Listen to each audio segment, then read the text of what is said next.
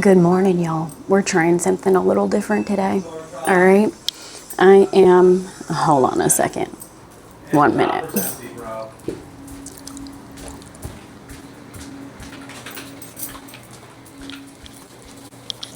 I love you. I love you too.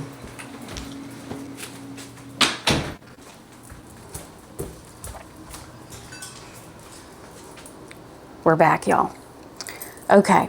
So, and I may edit that part, by the way, because we are all about personal privacy, okay? And one's right to decide whether or not you are thrown in the public or wanting to be in the public, okay?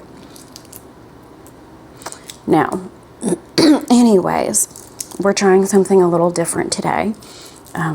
Currently making my little snack, and I will be honest, I did get a little stoned, okay? All we have left in the house stash is the very last dregs and remnants of some cartridges, okay? And we're going as long as we can without re-upping. Why?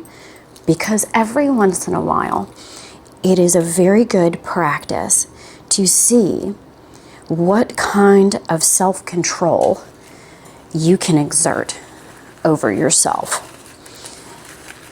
And especially when it comes to things like vices, all right?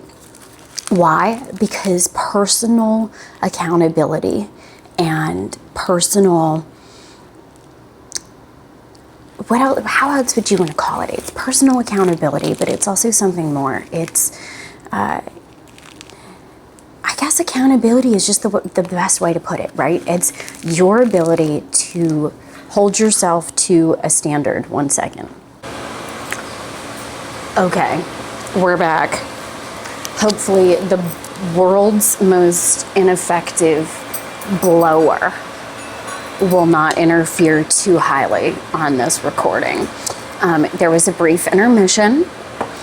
Someone had to come and make a third coffee of the morning, which I have to admit I myself am doing because it's hump day, darlings, and we are about to embark on a video watching that I've been avoiding. And I had a little come to Jesus moment with myself this morning that in the spirit of holding oneself accountable, because it's the only true way to exercise that muscle known as integrity, all right? And also the parrot is feeling excessively spicy this morning. She's been spicy for the last couple of days. We have battle wounds. But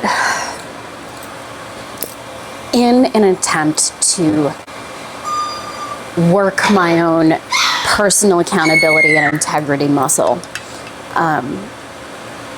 we're going to be watching these videos that I've been putting off because I knew they were going to make me feel a type of way, which is also why we are, indulging in a little schmokety-schmoke, as well as flinging bottle caps across the kitchen, but indulging in a third cup of morning coffee, okay?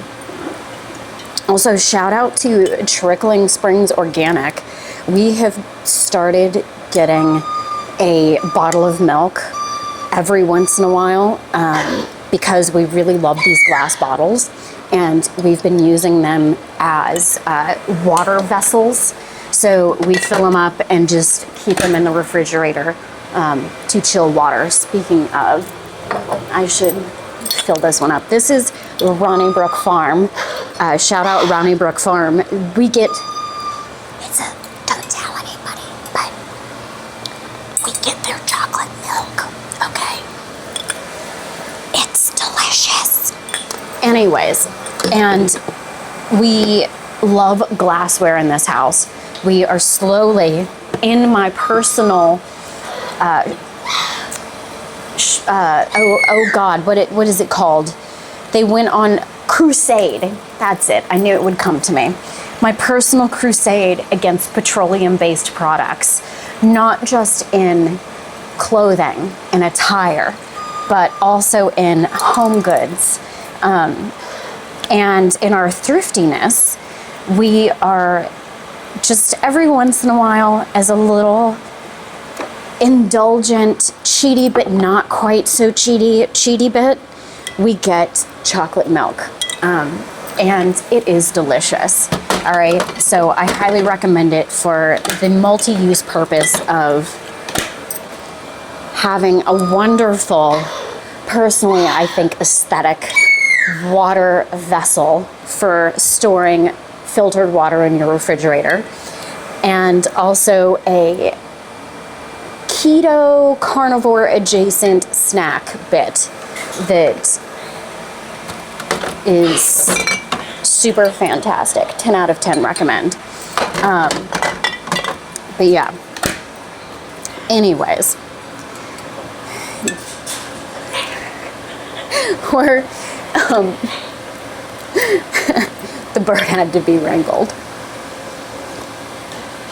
Indulging in a third cup, because if one must do something that one doesn't, sort of like actually looking at all those emails, I don't know, I had to confirm with my phenomenal man the other day whether I was just the only one that felt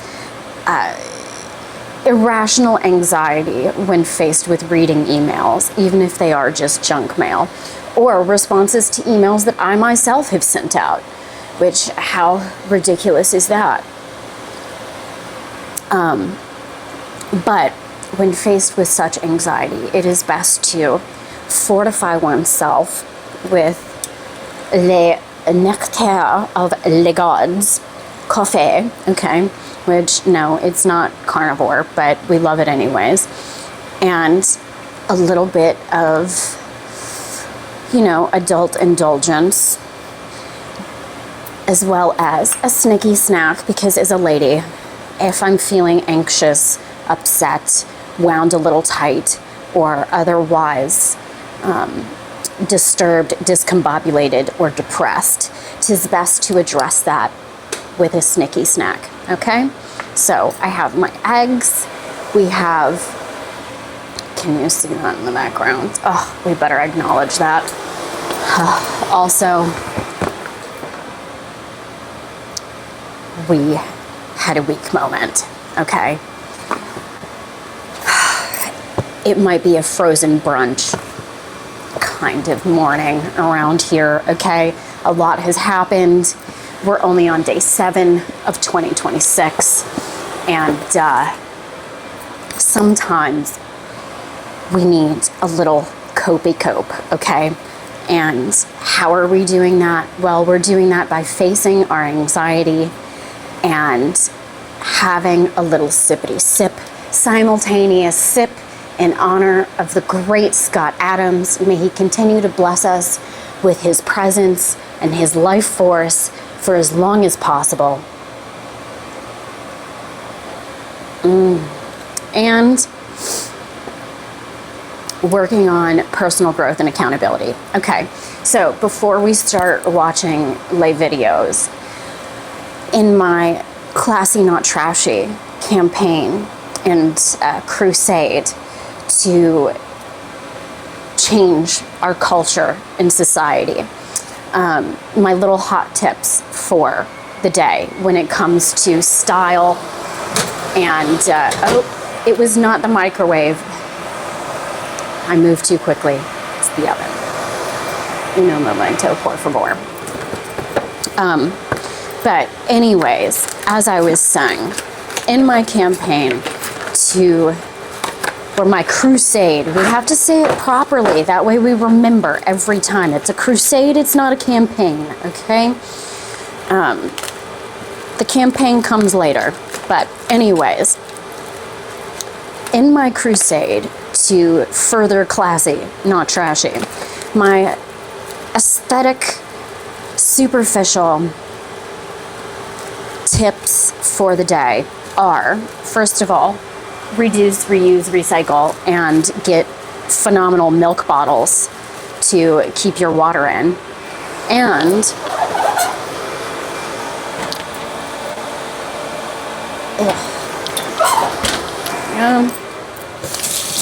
and clothing content, okay? Because my single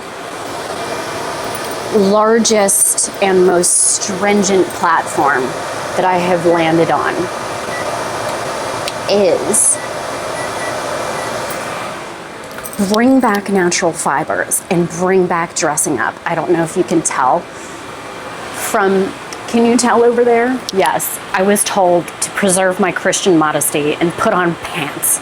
So I did. And he was correct. If I'm going to lecture people, I should probably be properly attired. All right. So today's classy, not trashy tip is buy natural fibers. Okay. There's a lot of companies right now, like I know that Quince is a natural, I believe they're mostly natural fiber. I actually need to look into that. But you know, Quince is one of these companies that has been pushing, at least marketing, natural fibers really heavily lately. But they're kind of expensive, right? And there are a lot of luxury companies like Loro Piana, Inaugural, am I saying that right? Ermenegildo Zegna, Brunello Cucinelli, Hermes, you know, these are all companies that do quality goods. There's also that, there's a more like fashion-y guy that is doing this now, that his name will come back to me eventually. But natural fibers typically are more expensive. And so you have brands that even if they're like Quince that are supposed to be more approachable and affordable, you're still talking about a couple of $100s for a, you know, a sweater or, you know, a top, right? Or one of my personal favorites is Buck Mason. I really like Buck Mason because they are an American manufactured company. They also offer a line of products that have the full like made in USA logo on them, which means that the materials themselves have been manufactured here in the US. I'm currently working on a personal list of brands that I really like that are made in the US that use natural fibers. It's also something that my personal brand, Salacious Fruit, is built around, is the use of natural fibers, and when possible, outside of using upcycled and vintage materials, I try and use natural fibers that are sourced here in the US or with silks and things like that from Japan. So if you want to get into the natural fiber game without breaking the bank, thrifting, vintage online shopping is your friend, okay? I am a eBay hoe. All right, first, hold on. He made me put on pants. I mean, he didn't make me put on pants, but I chose to put on pants because the point was made. But it is hot in here, so give me a moment. I have to open the door, all right? It's steamy. We dislike pants, okay? They're just unfortunate on so many levels. But if one must wear them, one should wear gray. Well, not gray. That's a personal preference. But here, look. Pantalones. Hello. So everything that I have on, my top, the belt, the pants, have all been sourced from eBay, Poshmark, The RealReal. You know, there's so many different resale sites, and they've been sourced specifically because inexpensive and because they're natural fibers. So this is Wayne Rogers. This is I think it's like a 79 or 80% silk with a little bit of elastane and a little bit of nylon knit. It's fantastic. Obsessed. Most of my tops now are either silk or wool. I'm actually looking into getting into linen because I watched a video the other day. I'll link it down below. Give me a second, I need my notepad. This is what we get. We just do these things on the spur of the moment, and what happens? We're unprepared, okay? This is why Sophia Petrillo just carried her purse with her everywhere all the time, okay? Because you just never know when you might need something. But anyways, so where's my little notey pad? Here we go.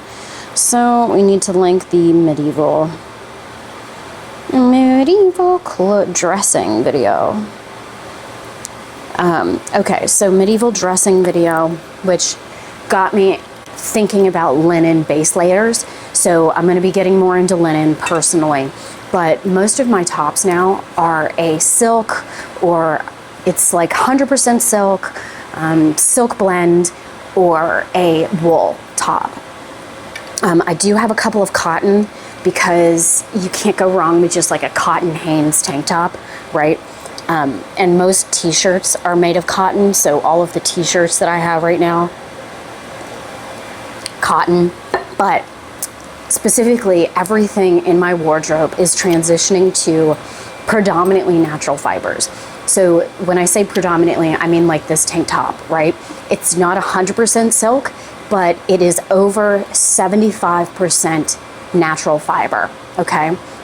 So whether it's a combination of silk and cotton, silk and linen, silk and wool, as long, or, you know, you can add in some nylon, you can add in some spandex in there.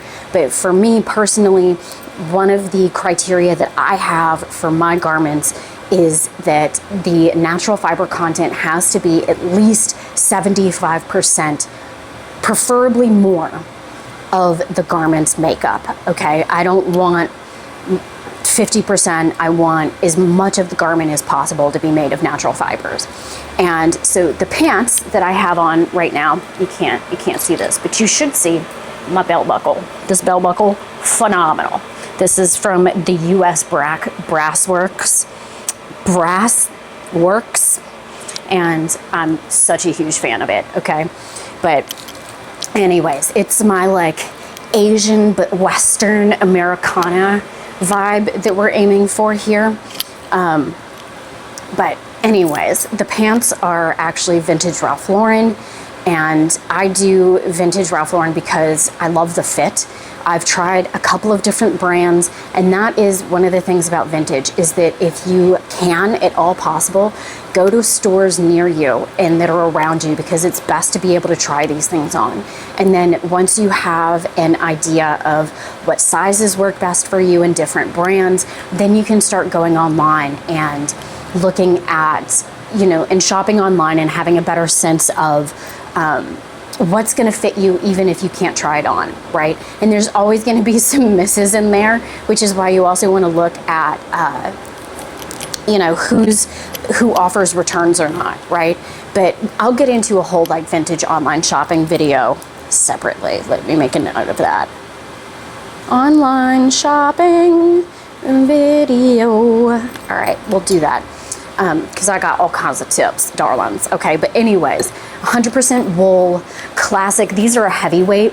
These are a flannel. They're a wool pinstripe flannel. And I go with tailored. Like, I love Ralph Lauren, first of all. So a lot of my stuff is going to be vintage Ralph Lauren. And I like Ralph Lauren because my Nano liked Ralph Lauren. Ralph Lauren is classic. Ralph Lauren is Americana. He literally defined and created the genre of what it means to be American style, right? It's also classic. Everything that Ralph Lauren does is just classic, right? And it's typically made of really good quality materials. And if you're fortunate enough to find products that were made pre, 2000 is a pretty safe bet. They're typically made in the US, all right? Because most of the reshoring of the fashion industry actually happened in the early 2000s.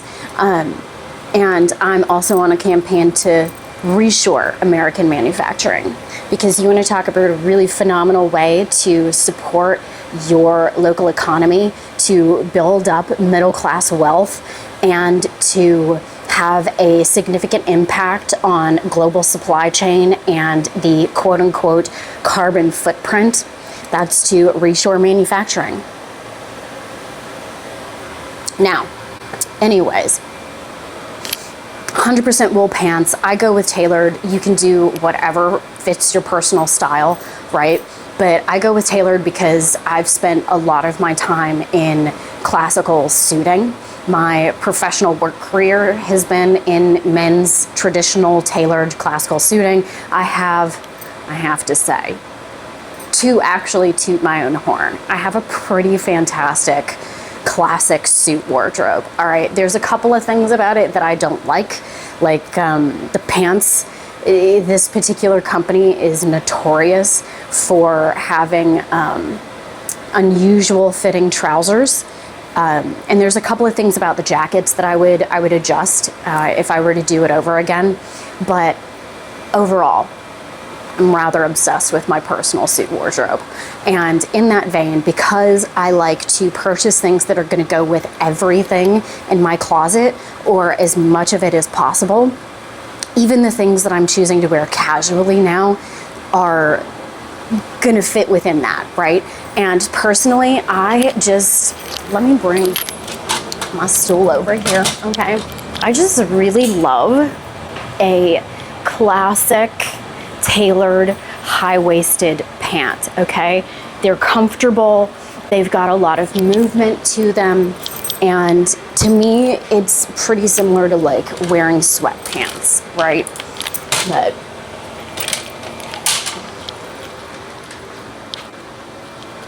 and I'm just tucking my stool away. I need to channel my inner Rajiv, and let me make a note of that. Step stool. I need a fancy pants step stool, an aesthetically pleasing step stool. It's on the to get list for the house. But anyways, so those are all the kind of mindsets that I have when I'm thinking about my personal wardrobe. And that's also the other thing, is once you start filling your wardrobe with staples like I have right now, then you can move really easily away from the trap of dressing exclusively in polyester, which I think, personally, I think it fucks with your waves, okay? We know at this point that we are a quantum mechanics universe belief household over here, okay? And if everything is waves, then the things that you put on your body that impact that absolutely make a difference, okay? And we know for a fact that various fibers have different electromagnetic frequencies. So natural fibers are the way, darlings, and it's because it helps the vibes, okay? You cannot be talking about aura and vibes and riz and shiznits like that if you aren't going to seriously consider what you're putting on your body and the direct impact that it has, okay? Because I can tell you right now, from a lifetime of observation, it absolutely has an effect, okay? Let me check on our little cheaty bit. How are we doing? Oh, you need a little longer. All right, let's go another 3 minutes here. Modern day Martha Stewart over here, okay?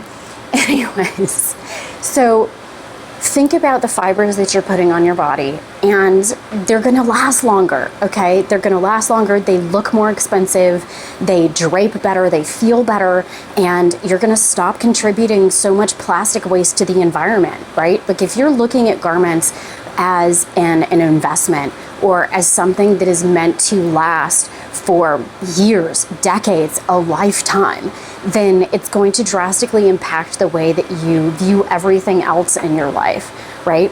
And everything's connected.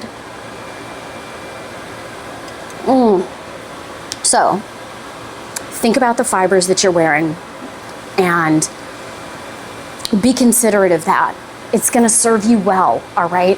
Plus, if you're put together when you're at home by yourself, then if the house burns down, babies, you can run outside and you're gonna look good then too, okay? And it's more important to dress in a way that impacts the way that you feel about yourself, okay? Because clothing is armor. Clothing is the physical barriers and signifiers that we put on ourselves, that you make an active choice in to impact the way that other people feel and think about you, okay? And this is going to be something that I'm going to be talking about a lot, all right? Because it is incredibly important. And I think personally, part of our downfall in society is that we have forgotten this. We've gotten sloppy. We've been told that wearing sweatpants, plastic, and Crocs around on the street is acceptable and isn't a contributing factor to you being depressed, upset, and angry at the world all the time, okay? Because I can tell you right now, darlings, it absolutely is. It absolutely is. That you you cannot fluster me in my outfit right now, okay? And I'm just at home. This is my version of hanging out in leggings at the house, okay? We're gonna work on this. We're gonna get to the point where we can just do full, like, acrobatic splitsies in the kitchen so I can show you what pants I got on, okay? Without standing on a step stool. Personal goal for 2026. You heard it here first, folks. But the way that you dress and the way that you feel about yourself when you get dressed matters, okay? That's why I talk about putting leather on your feet. Put real material on your feet, all right? It is a world of difference, all right? Same with clothing. Stop wearing leggings. Stop, constraining your private bits all up in that petroleum plastic, darlings, okay? It doesn't like it. It doesn't want it. And you deserve better, all right? And I can guarantee you, without a doubt, no equivocations, zero, we're heating up, so I gotta make this quick. Zero, lies told right now. If you change the way you dress, you will change the way that the world interacts with you. Whether it's for the positive or the negative is up to you, darlings. All right, we'll catch up here after we let the camera cool down. All right, so we got our little morning classy, not trashy rant out of the way. We had our little egg snicky snack. I also indulged in a few slices of the forbidden za. I bet this needs to be reheated. Of course. We sat down, we got situated, and here we are with chilled coffee. Okay, let me go heat this up. You can just hang out with me and listen. We got the forbidden za done. The bird has put herself into a bath. We have vacuumed. We're currently in the process of welcoming some wool blankets into the house, and I'm very excited about it. I have been sleeping under them for the past 2 nights, and I could not be happier. I'm obsessed, okay? It's got me looking into wool comforters, wool mattress toppers, wool pillows, and we're definitely gonna be traveling down this road, darlings, okay? So feel free to join us. But yeah, the wool blankets, they are shedding around the house a little, so we're constantly vacuuming up after them right now, but they're fantastic. So far, 10 out of 10, recommend. What else? I need le coffee immediately. It's actually really nice here right now. I mean, considering we are just inundated with the globalist gray, there's at least sunshine, so we'll take that small win when we can get it. But yes, we've snacked, we've cleaned, we've, done our little housey duties. We're gonna top this up with just, what happened? Oh, there it is. Okay, just a little dibble dabble here. Just a little dibble dabble. All right, and we are as ready as I think we're going to be. Okay, as ready as I think we're going to be to do what needs to be done. So let's see if we can get this going here. We're going to do a simultaneous stream reaction watch to this because we can. So let me get this pulled up. What are we going to be watching? We're going to be watching these Mamdani videos that I have been avoiding. So let's get this pulled up. I've got them in my watch later. And here we go. This is his full speech. I do not like this man's smile, by the way. Begins a new era. I stand before you. A new era. Moved by the privilege of taking this sacred oath. Mm-hmm. By the faith that you have placed and honored to serve as either your 111th or 112th mayor of New York City. But I do not stand alone. I stand alongside you, the tens of thousands of you gathered here in Lower Manhattan. There were not tens or thousands of people gathered, by the way. Flame of hope. I stand alongside countless more New Yorkers Surging watching flame of hope. from cramped kitchens in Flushing and barbershops in East New York, from cell phones propped against the dashboards of parked taxi cabs in LaGuardia, from hospitals in Mott Haven and libraries in El Barrio that have too long known only neglect. I stand alongside construction workers in steel-toed boots and halal cart vendors whose knees ache from working all day. I stand alongside neighbors who carry a plate of food to the elderly couple down the hall. Those in a rush who still lift strangers' strollers up subway stairs.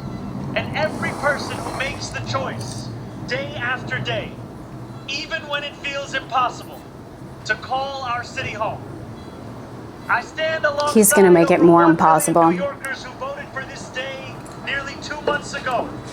Yeah, so a million voters, or two, what did he say? Hold on, let's back that up. I stand alongside over 1 million.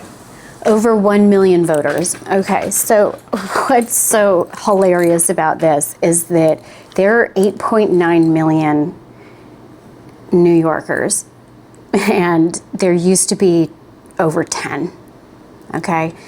And he's bragging about 1 million voting for him, okay? Which, first of all, this is problematic on a much larger scale because less than, I think, 20% of the voting age population of New York actually voted in this mayoral election. So a mandate, it is not, okay? And if you look demographically, most of the voters that did vote for him are not these groups that he just listed off. The noticeably absent group that did vote for him by and majority were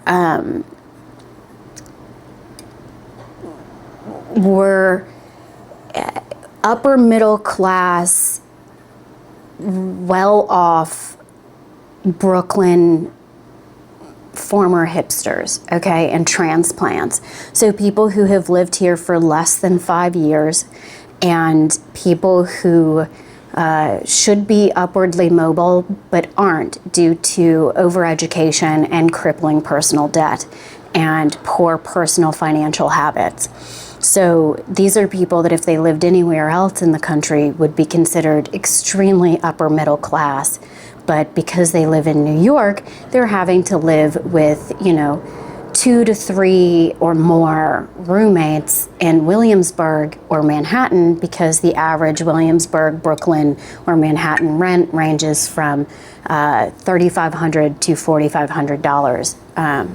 So yeah, halal carts, working class. Most of these people, in fact, if you look statistically, did not even vote in this election. So, yeah. New Yorkers who voted for this day nearly 2 months ago. And there's not tens of thousands of people at this. I can tell you right now, there were more people at Zuccotti Park back in like 2010. Or who see politics as Like, my God. Okay, look at this. Tens of thousands of people. Sir. Are you kidding me? And while only action He's delusional. I promise you this. If you are a New Yorker, Also, I promise you this. the man has dead eyeballs.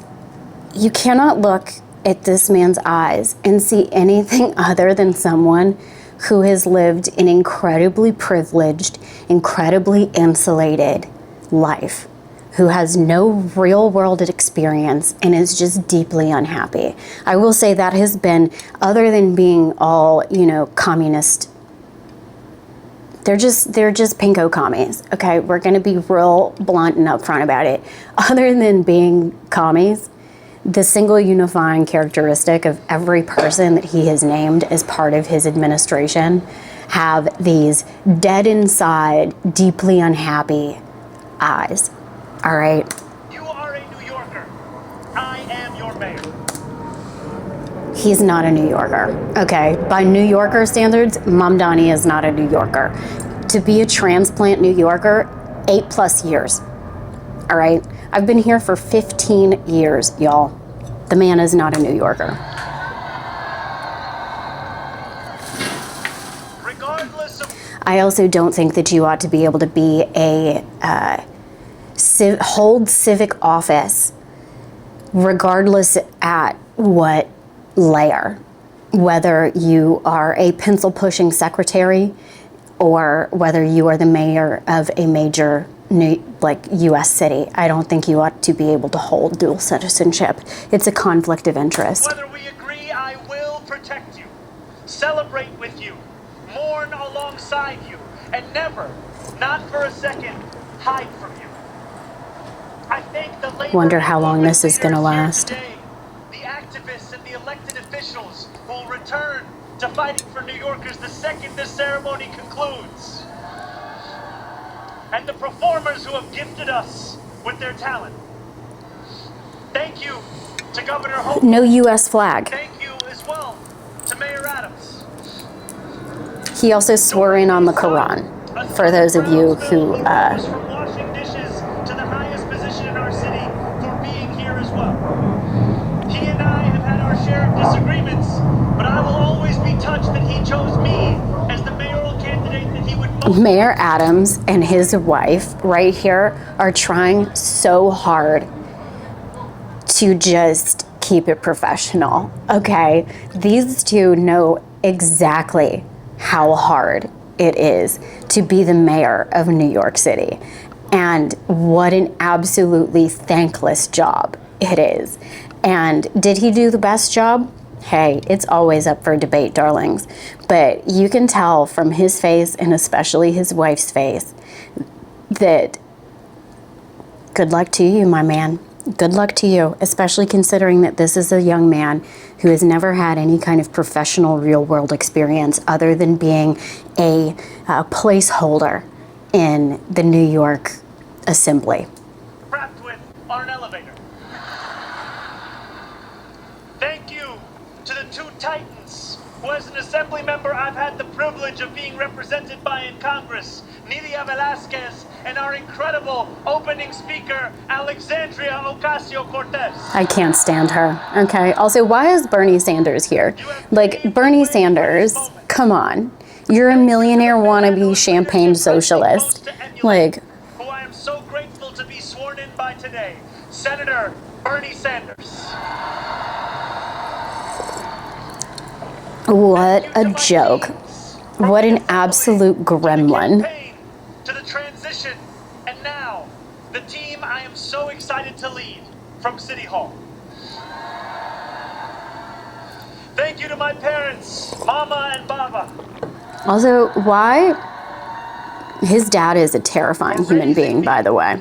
For teaching me how to be in this world and for having brought me to this city. And his mom has footed the bill for this man's lifestyle since he was incepted. Okay, she's a multi-million-dollar Bollywood producer.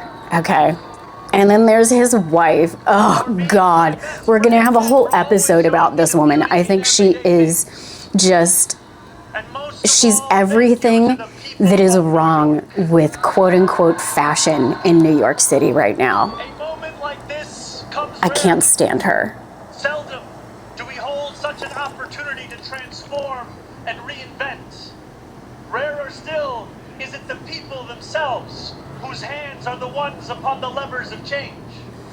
Which people? We know that too often in our past, moments of great possibility have been promptly surrendered to small imagination and smaller ambition.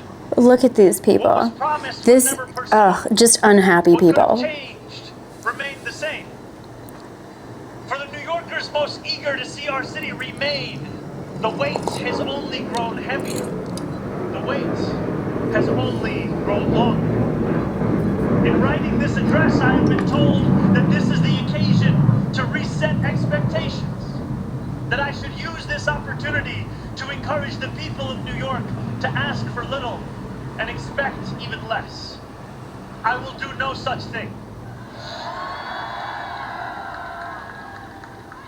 The only expectation I seek to reset is that of small expectations. Oh yeah, he's gonna try and do a lot. I guarantee it. Expansively and audaciously. We may not always succeed, but never will we be accused of lacking the courage to try. To those who insist that the era of big government is over, hear me when I say this.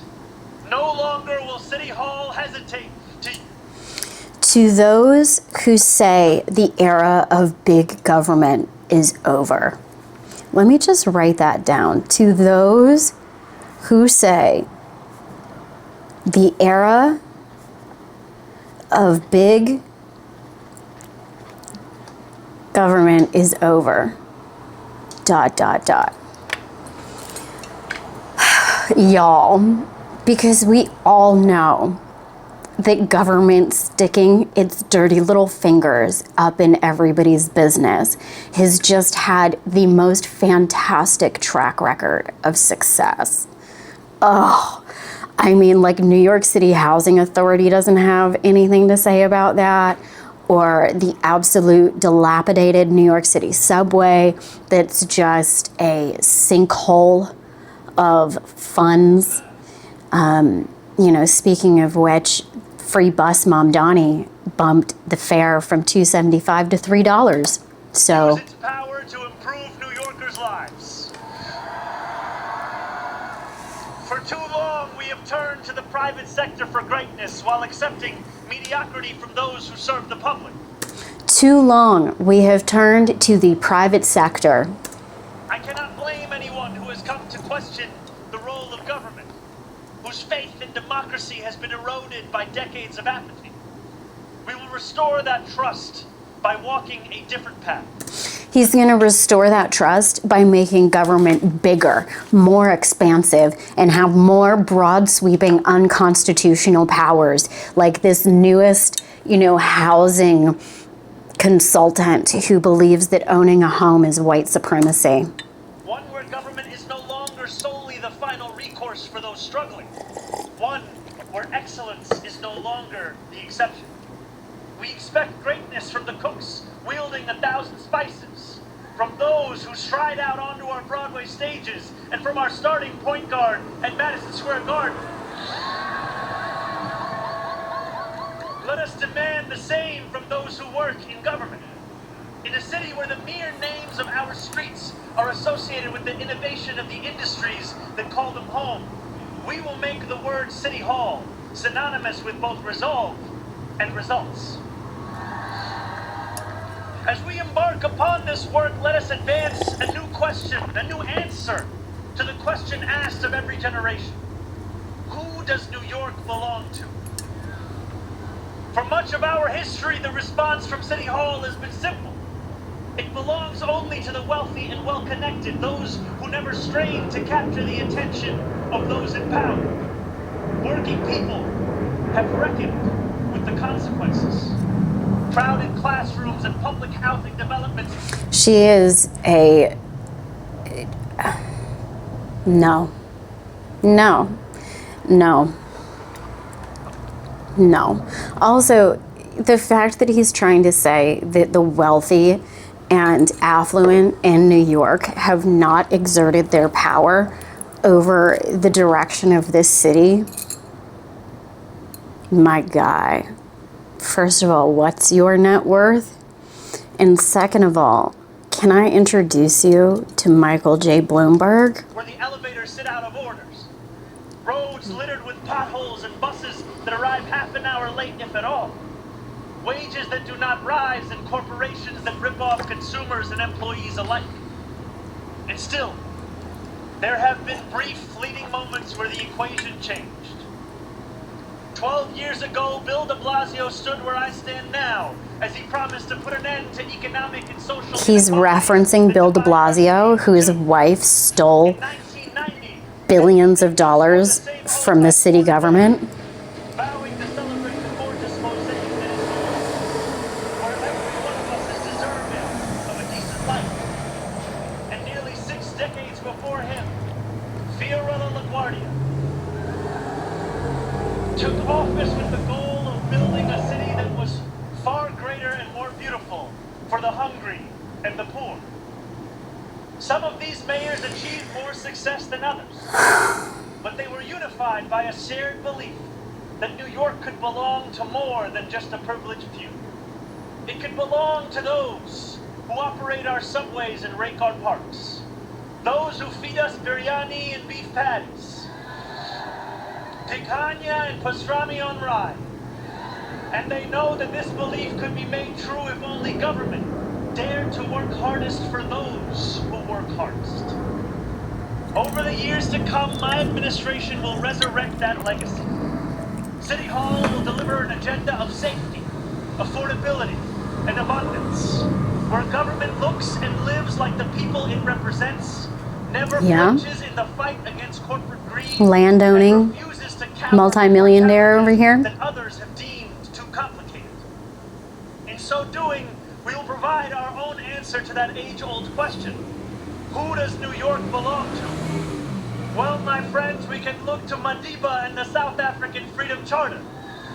Looking to South Africa. All who live in it. Together, we will tell a new story of our city. That's openly anti-white racism in South Africa. By the 1%, nor will it be a tale of two cities, the rich versus the poor. Also, who's been asking who does the city belong to? Who asked this question other than this little skis ball? Each a universe, each of them woven together. The authors of this story will speak Pashto and Mandarin, Yiddish and Creole. Creole. They will pray in mosques and shul and church and gurudwaras and mandirs and temples. And many will not pray at all. They will be Russian Jewish immigrants in Brighton Beach, Italians in Rossville. Russian and Jewish, by the way, the Russian and Jewish immigrants in Brighton Beach had the absolute lowest demographic vote for this man, by the way. And thinking about, Russian Jewish immigrants and where they probably came from, which would be Eastern Europe, the USSR, and, Soviet Russia.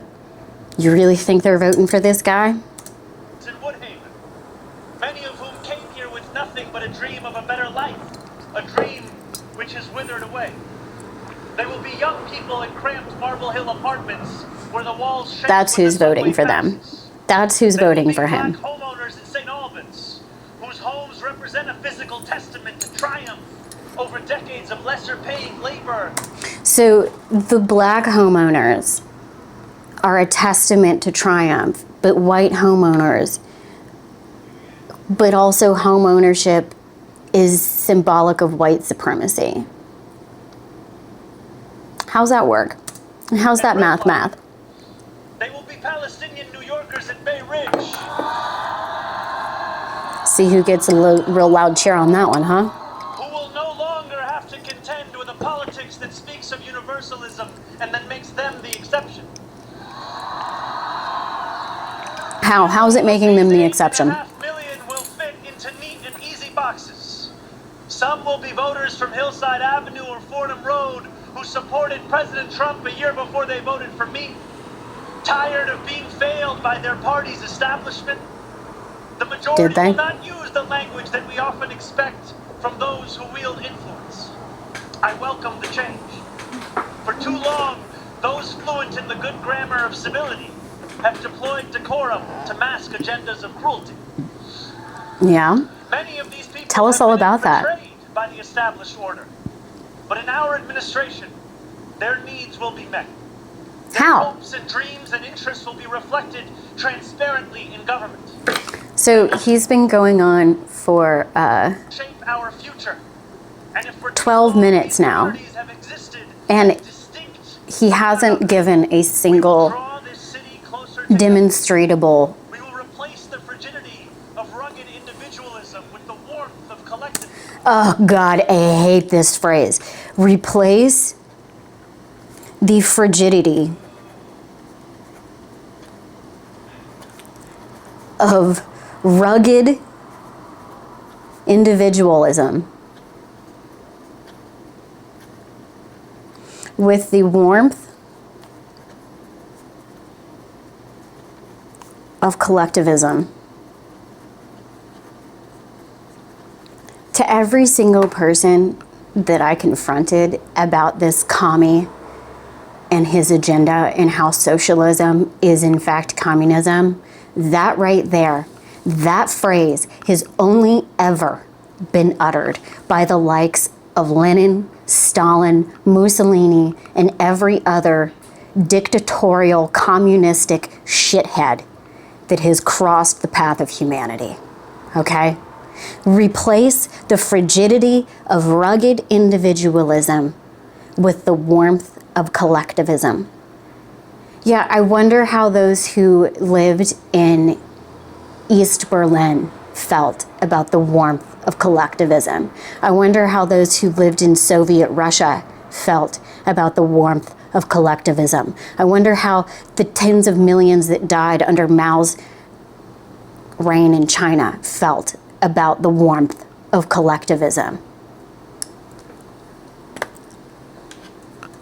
Or even better, the Venezuelans that were just, had Maduro removed from his unelected position in office.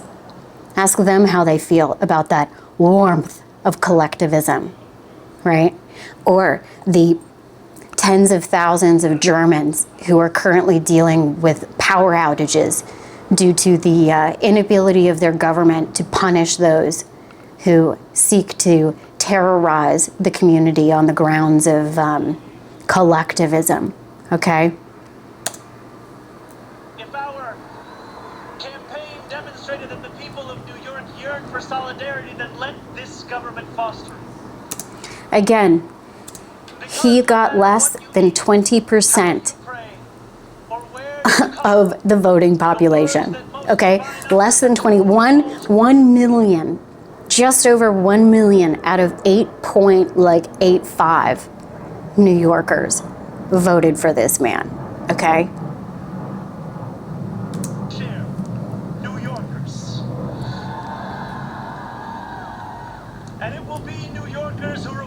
a long, broken property tax system. New Yorkers who will create a new Department of Community Safety. So broken property tax system. What's broken about it? So he says they're going to fix a broken property tax system. What's broken about it? And what are you going to fix, right? Like, what's the fix? What's broken and what are you going to fix? That will tackle the mental health crisis and let the police focus on the job they signed up to do. So focus on the mental health crisis and let the police do the job they're meant to do, which means that they're going to move police focus away from mental health people and put in social workers to deal with mental health, which we've seen how well that's worked in places like Portland and LA, right? Marvelous. An increase in the homeless, drug-addicted population and a sinkhole for misappropriated public funds. Absolute brilliant roadmap right there. I'm sure that this guy with zero resume experience is going to do so much better of a job. And, we all know that the reality of getting people off the street is that you have to just take them off the street. But sure.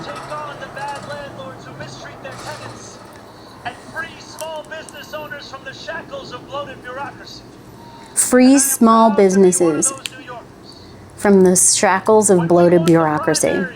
Last June, there were many who said these aspirations and those who held them had come out of nowhere. Yet one man's nowhere is another man's somewhere. This movement came out of 8.5 million somewheres. Taxi cab depots and Amazon warehouses, DSA meetings and curbside domino games. The powers that be had looked away from these places for quite some time, if they'd known about them at all. Yeah, that guy in the fresh purple coat that literally just took the L train in from Bushwick is absolutely playing dominoes on the corner. But in our city, He is absolutely paying $5,000 a month for his apartment, though. there is no nowhere, and there is no no one. There is only New York, and there are only New Yorkers.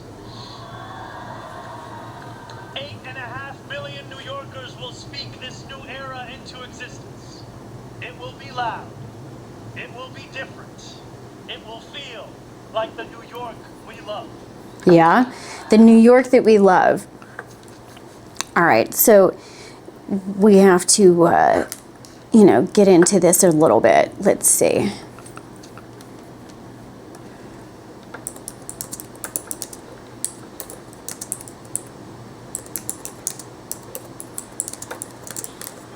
How long has Mamdani lived in the U.S.?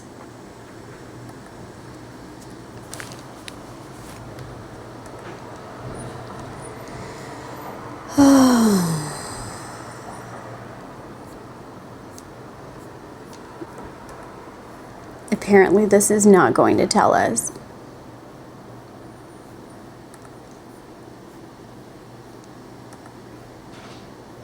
So he became a citizen in 2018. Okay.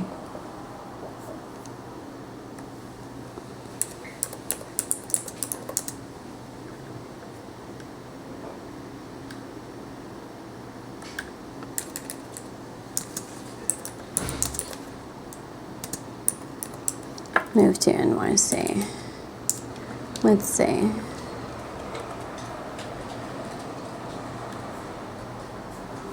This is not giving me what I want. I need. Google is the bane of my existence.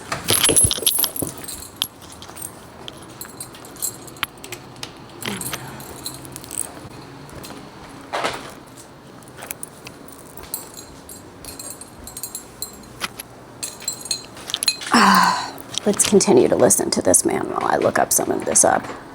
No matter how long you have called this city home, that love has shaped your life.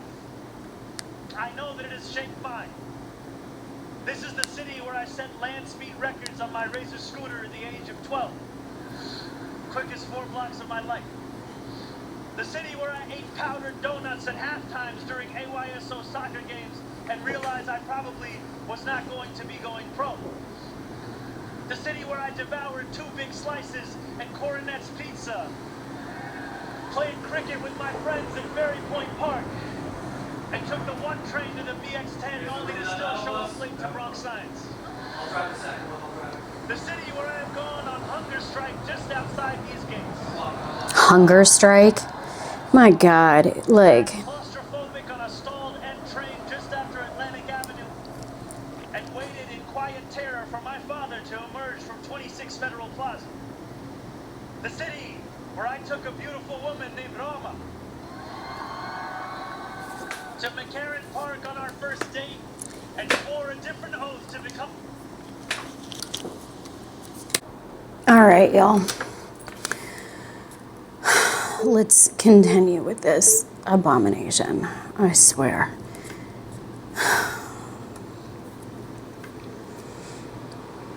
Proposed to her in McCarran Park, okay? Like... Oh my God. I mean, this... I'm an American citizen on Pearl Street. To live in New York. To love New York. And also, this is a couple, so his whole campaign is about being a man of the people, okay? He owns property and talking about how owning property is white supremacy, but he owns land in Uganda, okay? And he and his wife, the man of the people, the couple of the people, had 3 weddings, okay? They had 3 weddings. Oh, man. I can't.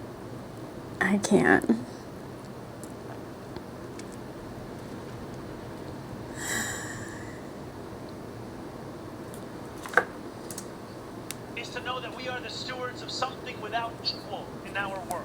I can't. Where else can you hear the sound of the steel pan, savor the smell of sancocho, and pay $9 for coffee on the same block? Where else could a Muslim kid like me grow up eating bagels and lox every Sunday? That love will be our guide as we pursue our agenda. Here, Yeah, where the I bet. language of the New Deal was born, we will return the vast resources of this city to the workers who call it home. Not only will we make it possible for every New Yorker to afford a life they love once again, we will overcome the isolation that too many feel and connect the people of this city to one another.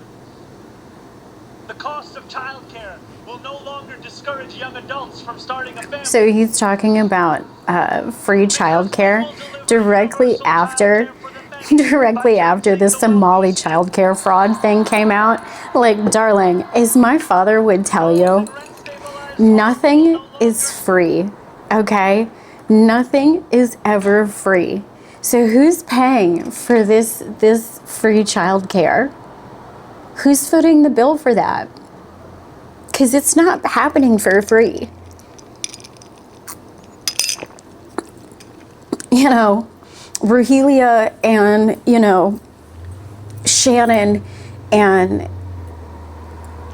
Teresa, who babysit your kids at this allegedly free childcare, are not doing it out of the goodness of their own hearts, darling. Okay, somebody's paying their paycheck.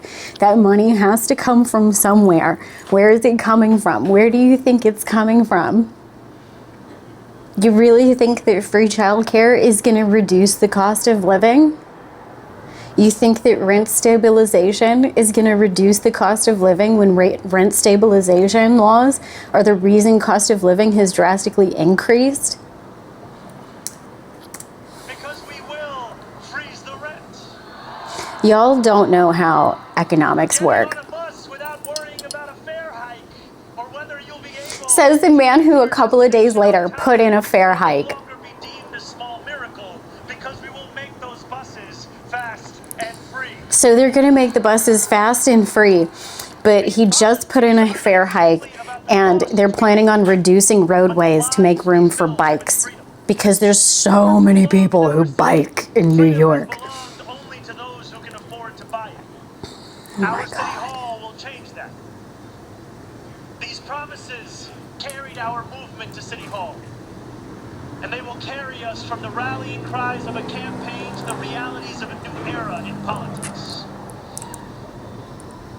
2 Sundays ago, as snow softly fell, I spent 12 hours at the Museum of the Moving Image in Astoria, listening to New Yorkers from every borough as they told me about the city that is theirs. Also, as someone who has filmed in that, I think it's like the Kaufman, a museum of moving images, like a lot of TV shows are filmed over there. It's a film studio, okay, that just so happens to have a segment of it allocated for a museum, which is probably for taxation purposes.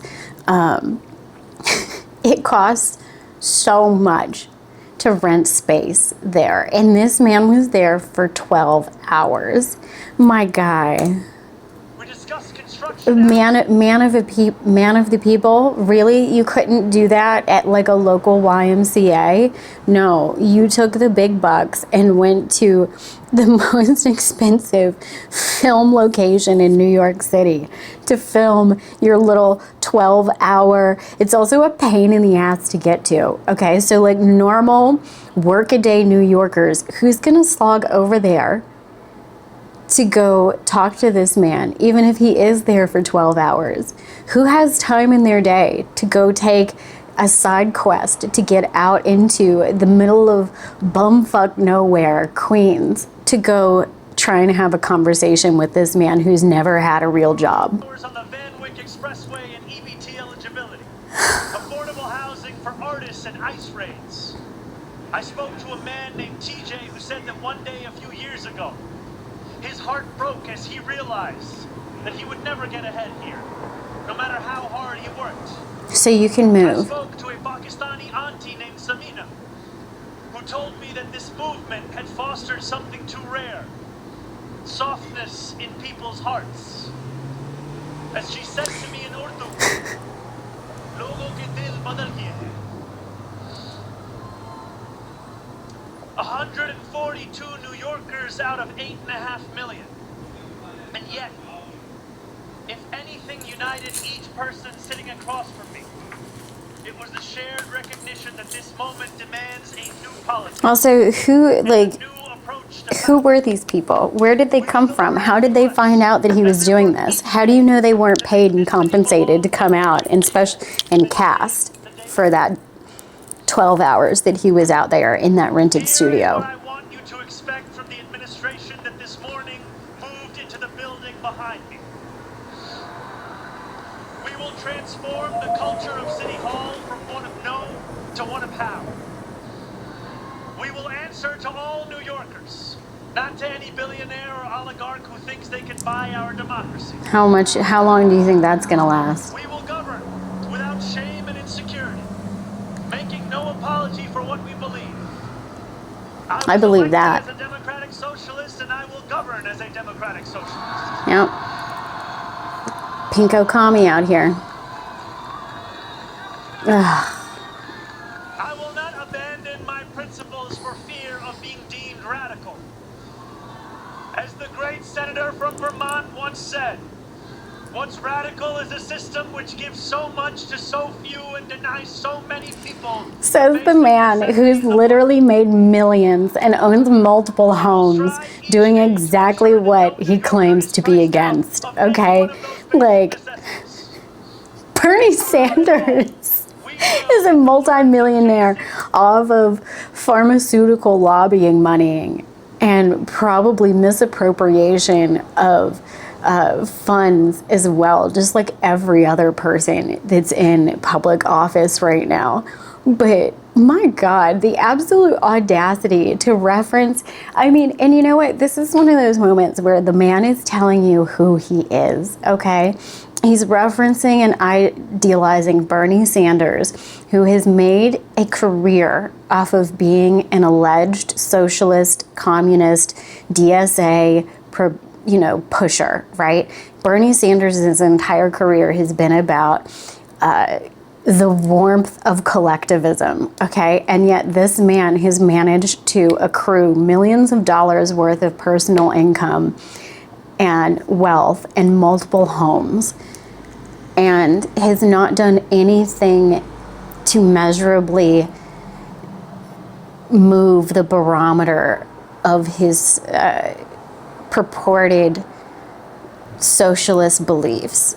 In how many years has Bernie Sanders been in public office, right? Like, Bernie Sanders has been in public office since at least the 60s. Like, let's look this up too, right? How long has Bernie Sanders been in public office? How long has Bernie Sanders been in public office? Let's see. Let's see what the answer is here. Who is having to think a long time about this one? Terrence Phillips. He's that old, y'all. Kiss or J to the Plow. Be outside. Because this is a government of New York, by New York, and for New York. For his pocketbook. That's what he means. By New York, for New York. Before I end, I want to ask 1981, okay. So he's been Bernie Sanders has been continuously in public office for 45 years, okay. 45 years. And have you ever heard of any major socialist agenda milestone that has been achieved by Bernie Sanders? today or anywhere watching to stand with me. Except for legislation that lines his own pockets and benefits large pharmaceutical companies. New Yorkers to demand more from those with the great privilege of serving them. We will encourage you to demand more of yourselves as well. The movement we began over a year ago. Yeah, he's going to demand more of you because you're going to be the one footing the bill for all this. It lives on with every Somebody has to pay government to pay you. every blizzard and flood we withstand together. Somebody has to pay government so that government can pay for all of that free shit. Together. Every way we pursue change in working people's interests rather than at their expense. Together. Oh, God. No longer will we treat victory as an invitation to turn off the news. From today onwards, we will understand victory very simply. Something with the power to transform lives. And something that demands effort from each of us every single day. What we achieve together will reach across the 5 boroughs and it will resonate far beyond. It will. There are many. He's not wrong about that. He's not wrong about that. They want to know if the left can govern. They want to know if the struggles that afflict. So if the left can govern, darling, New York has been governed by leftists for, I mean, nigh on like a century, okay? Like, New York has had dozens and dozens of decades of democratic leftist government, okay? Like, can the left govern? All right, like, we didn't just come out of 4 years of bumbling Joe Biden, and like Hillary Clinton hasn't been a blight on this nation for far too long. Like, y'all. They want to know if it is right to hope again. So standing together with the wind of purpose at our backs, we For will do Obama. something that New Yorkers do better than anyone else. We will set an example for the world. an example of what not to do. Sinatra said is true. Let us prove that anyone can make it in New York and anywhere else too. Let us prove that when a city belongs to the people, there is no need too small to be met. No person too sick to be made healthy. The longer that I watch this man, the more he just like, New York is their home. I can't stand him. He has such bad vibes. The work endures. He has such The bad work, my vibes. friends, has only just begun. His smile doesn't go to his eyes. And, oh, look, wait, Nazi salute. There he goes. There he goes. Oh, no. Oh, no. Not that Elon Nazi salute. And his wife and her terrible personal style. This is an awful coat. This is awful. Oh, God, it's so bad. The fact that they're trying to make her into, like, a style icon, just... Oh, God, darlings, this is how you know that New York is no longer the seat of fashion, okay? New York is no longer the seat of American style because, baby, but you know what? Vogue has been dead for a while, and any publication that's owned by Condé Nast, you can rest assured, is irrelevant.